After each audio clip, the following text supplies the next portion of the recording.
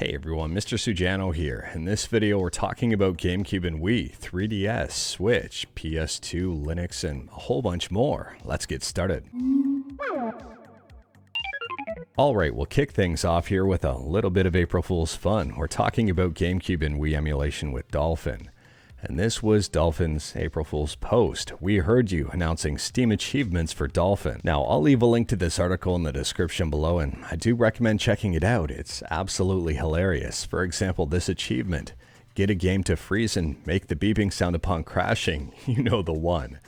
And on the top right here, play for 2 hours without an audio backend selected. I'd be lying if I said I wasn't curious to know what your favorite achievement was from that page, so let me know in the comments below. If you're curious about my favorite, here it is. Next up, we're still having some fun with April Fools, and we're talking about 3DS emulation with Mikage, and Mikage officially releases today for Intel Atom PCs and Symbian phones. If you are curious about this one, I'll drop a link to the official tweet in the description below, and you can check it out yourself, and you can even see the little turd icon on the announcement page. And for some more April Fools roundup, League of Legends lets you stack a whole bunch of hats. Magic the Gathering Arena unveiled some brand new damaged card backs, and interestingly enough, a lot of people actually like this look. Genshin Impact said they were bringing in some playable cats. Unfortunately, Rosie wasn't part of it. Razer unveiled the Razer.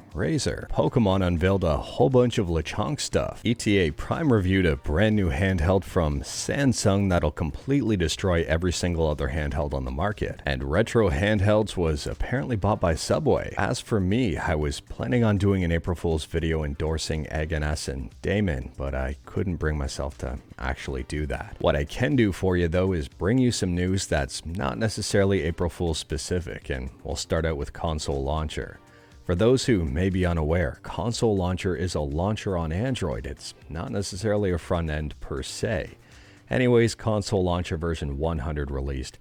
It adds in the option to create folders. They've added a Bluetooth dock option and added pausing background music on Android TVs. Console Launcher is available right on Google Play. It's got over 500,000 downloads so far, and it's not an emulator. It's a launcher. It basically makes your phone look like a game console. Next up, we're talking about PlayStation 2 emulation with PCSX2, and PCSX2 has a number of brand new updates you might be interested in. There's a whole bunch of GameDB fixes, including stuff for Driver 3, VP2, Super Trucks Racing, Sitting Ducks, and Over the Hedge, and even Samurai Warriors 2. There's a number of bug fixes, including one here that was causing a crash on shutdown when a software renderer was selected. And the Pizza and Cobalt themes got a little bit more visually pleasing. At the time of filming, the latest version of PCSX2 is version 1.7.4318. If you're still using version 1.6, you might want to pick up the latest version here. There's been a whole bunch of improvements, and 1.6 is horribly outdated. Next up, we're talking about Nintendo Switch emulation on Android with Skyline, and Skyline's got a brand new update, just not Skyline MMJR. If you head to skyline-emu.1 and click on download, you'll see the latest version at the time of filming is version 2182. It adds automatic refreshing of the games list. Next up, we're talking about Steam ROM Manager, which is a program used to add non-Steam items to Steam. For example, if you've got a game on GOG or Epic, you can use Steam ROM Manager and add them onto Steam. Anyways, Steam ROM Manager has been incredibly active in terms of development, getting an update almost every single day, and in some cases more than one update a day. If you haven't updated this one in a while, you might want to pick up the latest version. The latest version here adds a launcher mode for EA Desktop Parser and a UWP parser for Xbox Game Pass. However, it is worth pointing out that the UWP parser for Xbox Game Pass is still highly experimental, so I'm assuming there's probably going to be another update in the near future with even more improvements. Next up, we're talking about PS1 emulation on Android with FPse, and FPse got an update here that fixes a whole bunch of bugs, including some stuff in Resident Evil 3. And FPseNG, arguably the better version of FPse, also got the exact same updates and a little bit more. There's brand new shaders here for OpenGL. Next up, if you're a fan of the ZX Spectrum, EightOne Sinclair emulator got a brand new update. There's a whole bunch of bug fixes, and I'll drop a link to it in the description below. And speaking about bugs, and no, this isn't April Fool's, we're talking about Resident Evil 4 and a very critical bug that you might want to avoid if you're playing the game. So here's a quick rundown of the bug. A cutscene will play at the beginning of Chapter 12, after which the player will receive a key item. Please refrain from attacking with the knife until the notification for obtaining this item is displayed in the upper right corner of the screen. If you don't do this, it's going to break your game and you won't be able to progress further, and this will happen on every single platform. Next up, we're talking about Sonic, and arguably this is a pretty cool announcement. The Sonic social team proudly presents The Murder of Sonic the Hedgehog, a brand new Sonic game available right now on Steam for free.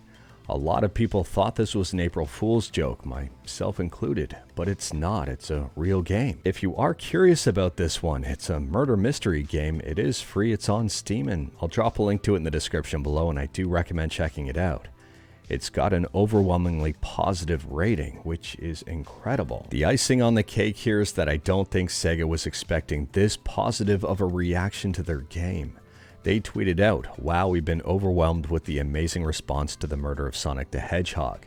From the bottom of our hearts, the team would like to say thank you." And no joke, because it is April 1st. Honestly, I would love to see more stuff like this in the future. Let me know your thoughts about this in the comments below if you've tried it out. And speaking about April Fool's releases, last up we're talking about Linux Lite, and Linux Lite just released version 6.4, which is based on Ubuntu 22.04.2. So if you have an arguably severely underpowered system and you like XFCE, then you might want to check out Linux Lite. It requires less than 1 gig of RAM to run. But anyways, that is all I've got for you in this one. Straight to the point, all stuff and some fluff. Let me know your thoughts about anything we talked about today in the comments below. If you like this video, leave a like. If you didn't like this video, leave a like. Hit that subscribe button, check out my other videos, don't tempt fate, save your state.